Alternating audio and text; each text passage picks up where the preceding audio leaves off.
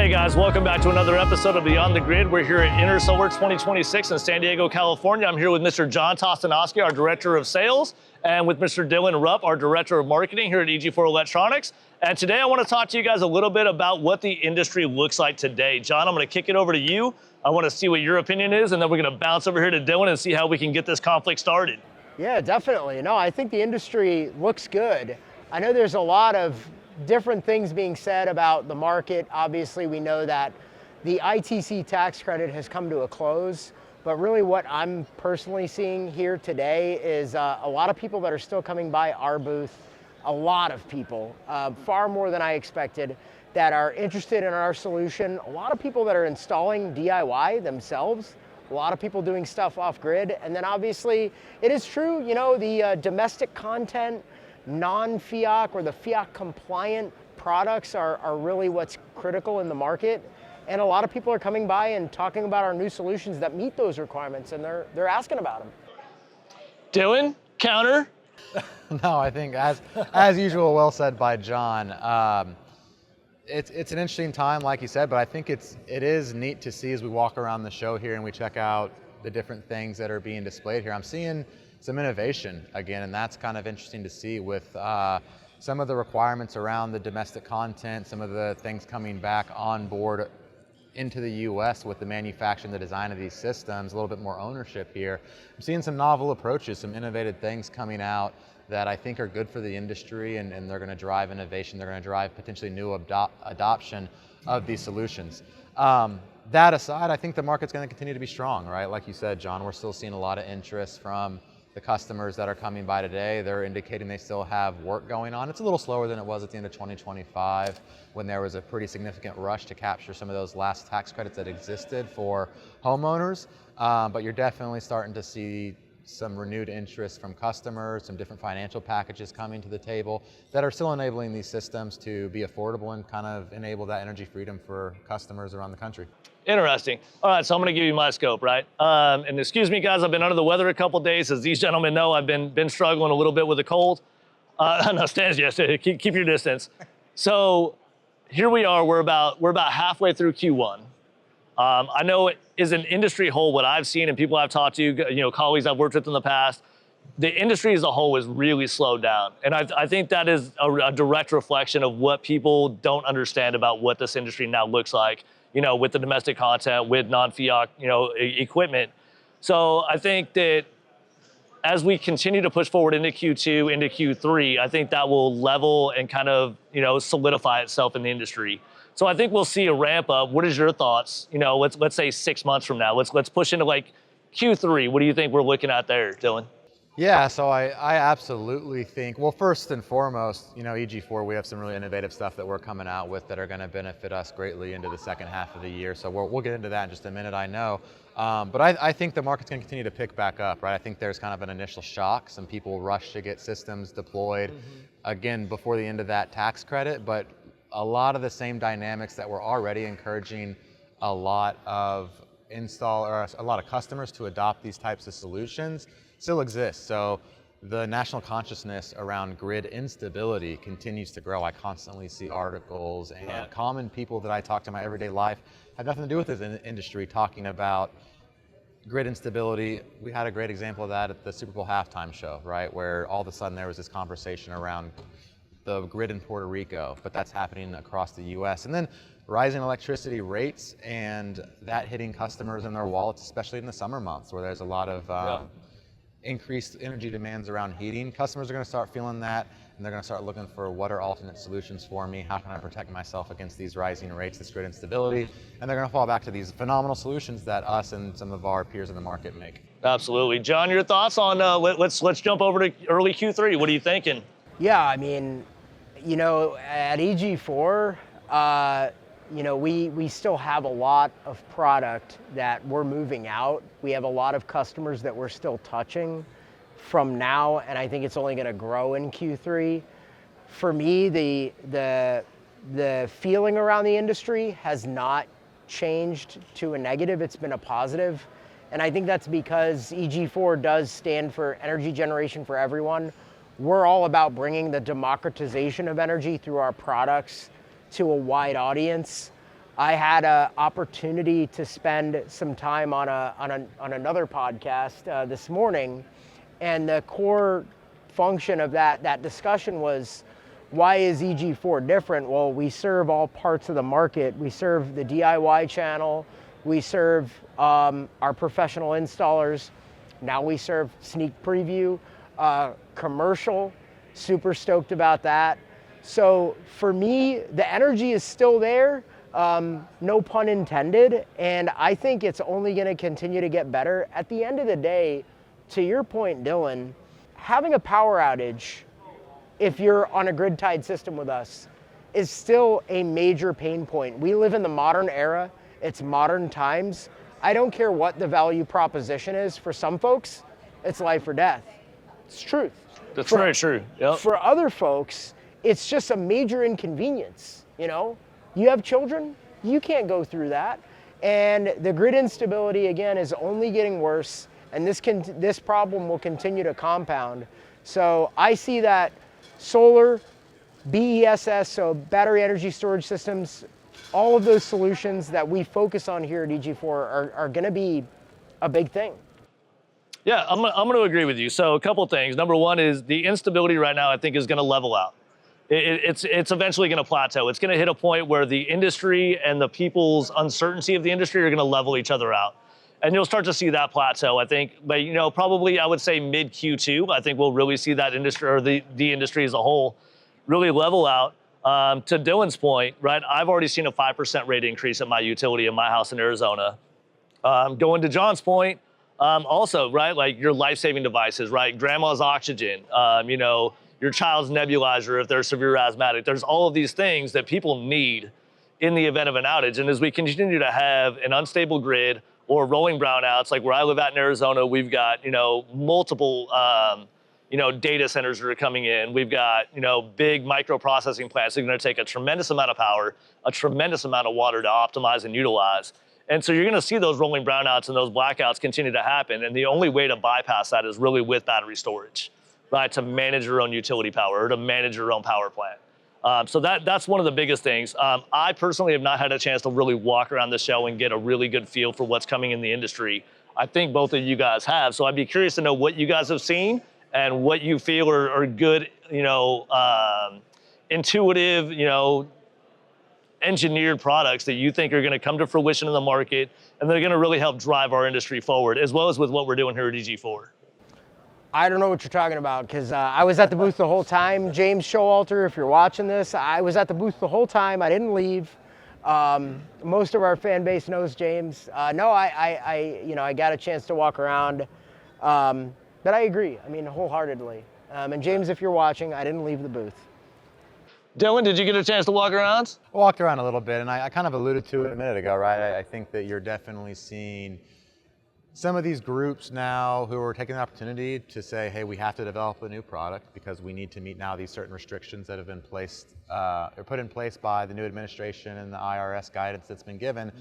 And so they're saying, well, hey, we're building a new product. Let's learn from kind of what we've had, what we've seen in the industry in the past, and build something new, build something different. What's worked and how can we make it better, right? Like that's kind of the go-to strategy. Excuse me, guys. And yeah, what are people asking for? How do we deliver that? So, I mean, that's something that's kind of core and fundamental to the way we've always developed products at EG4. I'm seeing some other groups kind of take the initiative now that they're having to redevelop some of their products and do some of that same stuff. So, again, I think, you know, maybe a step back, a breather for the industry will serve customers well in the long term. I definitely agree with that, right? As we take that kind of, I'm going to call it like a stutter step back. We take that step back, we reevaluate and reassess what the industry looks like with the new domestic content restrictions, with the fiat compliance. It's going to give us an opportunity to really level the playing field, right? Not just for your large scale EPCs that are nationally or global, but also your mom and pop shops that maybe only do 20 or 30 installs a month. It's going to level the playing field for them. It's going to give opportunities for homeowners as well as businesses to really consolidate and drive business across their markets and kind of level that industry out. That's my thought, at least. So we kind of touched about it a little bit, or at least Dylan did. Let's talk about what EG4 brought to Intersolar. You're my guy, Dylan. I'm looking for you for guidance, bud. What do you got? I'll give John the opportunity to give his input on some of the things, but we have a couple of really exciting products that we brought, or I should say a few really exciting new products that we brought to the show. I think the thing that's been the star of the show that everybody's wanted to come up and say, hey, what is this? This looks different. I've never seen anything like this, is the XR60 product that we're bringing to market. Right. All-in-one 60 kilowatt hour energy storage system, built for deployability, built to enable customers to optimize energy storage system for a couple of things. First and foremost, it's as you're seeing less and less net metering agreements be available for customers, it becomes more and more critical to bank the energy that you produce on site to have that available during those critical times, right? If you're on a time of use plan when those rates jump up. Peak demand. 100%. So that large scale battery now is really enabling customers to do that in a really easy to deploy and cost effective form factor. And then it enables them to optimize as well for things like grid services, and if you have a grid services event, that's a 4-hour battery and really optimizes the revenue that you can capture. John alluded to it earlier. We brought a commercial product to the show this year, a 60 kilowatt 3-phase inverter. It's going to be geared for everything from small commercial up to light manufacturing. So we're talking like 208 to 480? We're going to have 2 versions that we're bringing to market commercial level, a 208 30 kilowatt inverter and a 480 60 kilowatt inverter. It's going to open up a whole new market for EG4 and the types of solutions that we can provide to customers. Then we have some accessories that we brought to market. We brought a multi-zone mini split to the show. That's a change from us where we were previously only offering single zone mini splits. Then we brought our newest charge inverter product, which is a really innovative product that we offer to our off-grid market. So I'll ask you guys, what are the things that you've seen from our new products that you're excited about? What do you think is going to really drive some market for us? Oh man, you know, probably the multi-zone mini split. I know like the last couple of years, you know, RE Plus, you know, a year or two ago, I think it was Anaheim, I think it was the first time we talked about it. And then RE Plus last year, 2025, I know we displayed it, and now we actually have it coming to market. I think it's going to come available April, right? Sounds right? Yep. So that'll be available in April. That's going to be a great one. We do get a lot of customers that do ask for a multi-zone, so that way that they're not running multiple outdoor compressor units, right? When you can just have that one stationary unit and then your indoor air handlers. Going to be a great one. Of course, C&I is always on the topic of discussion. And I personally just believe that if we're going to go to, you know, a C&I market, there's no reason that we can't put solar on every single commercial property in the nation. There's no reason. It's completely unutilized real estate. There's no reason we can't just jam-pack that full of solar, throw a commercial inverter up there, put some battery storage on there, and really help drive some saving costs, you know, on the back end. John, your thoughts on what our best product coming to market, currently at least? I know we've got a bunch of new stuff that I can't talk about right now, but we do have new products also. I'm still excited about the 12,000 XP. No, I came here for the humor today. It's a good point, though. Yeah, I mean, obviously that true. We had a lot of people come up to us who still have not seen some of our off-grid solutions, and I was like, yeah, we still have ground to gain, which is, you know, I'm the head of sales. Someone's calling me out on that. I'm like, man, I thought we did a good job with this, but I gotta meet some more customers. But you know, truthfully, I am really excited about the XR60. So a 60 kilowatt hour battery pack. To your point, kind of deployable in like a generator pad style. Very nice unit. It is a big unit. It's like a generator, right? But many people have a generator on the side of their home. So I think the form factor is something that we're familiar with. We're just not familiar with it in the solar space or in the energy storage space.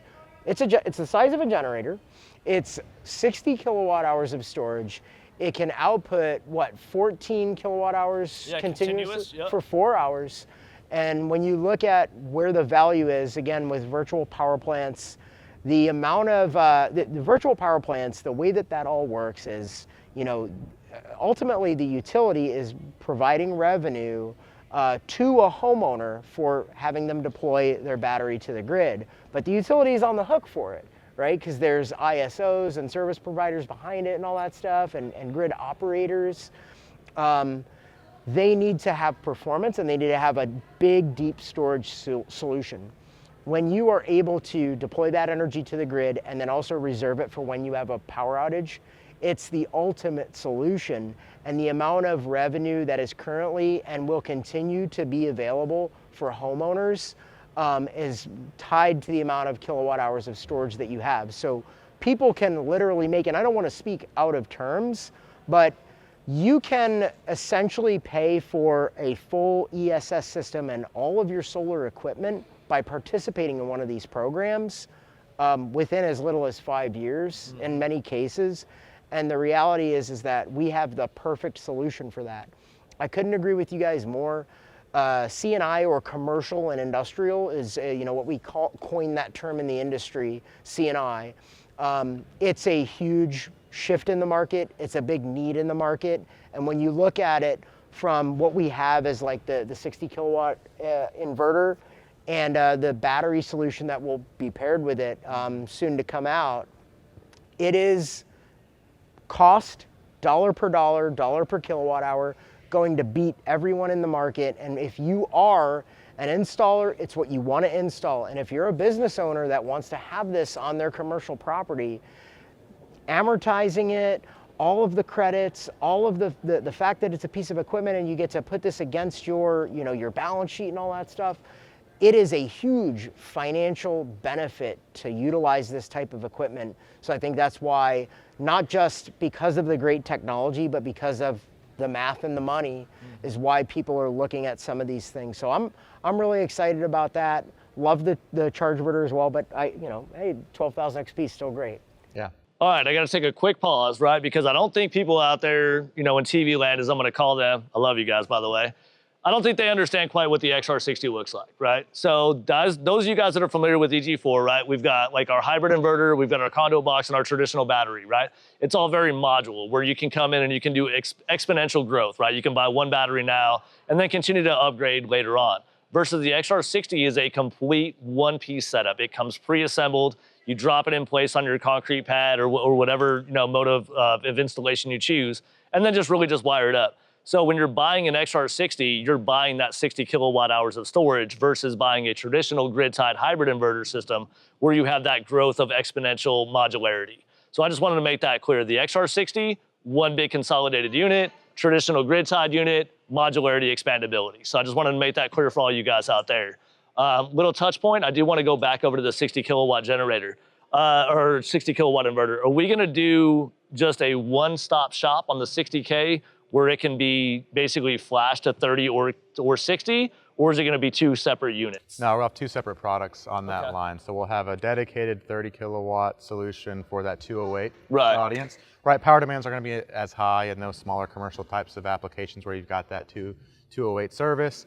So that 30 kilowatt's going to be a phenomenal fit. And then we're going to separately have the 60 kilowatt inverter solution. That'll be your high voltage. 480 and the battery on that's going to be 400 volt? Is that my understanding? 400 volt nominal battery for both of those solutions. And we're going to come to market both via partnership with Pites, with their high voltage battery. And then we are also going to be, as John alluded to, eventually bringing our own EG4 high voltage battery to market to pair with those solutions. And as a sneak peek, that'll be fully domestic content eligible as well. So that's going to be a phenomenal product. We're going to have a ton of adoption. You guys are not going to be able to hang up your phones, all the calls you're going to get. I don't hang up my phone now. Well, I mean, let's just be completely honest, right? My phone never stops. All right, so we talked about the XR60. We talked a little bit about the 60 kilowatt inverter. John, I do want to go back to the 12K XP, the off-grid. What's the new advancements in that? I don't think most of the people out there have ever heard about what we did and why we did it. Yeah, so we stepped up the AC output to 15,000 watts or 15 kilowatt, which is an awesome feature.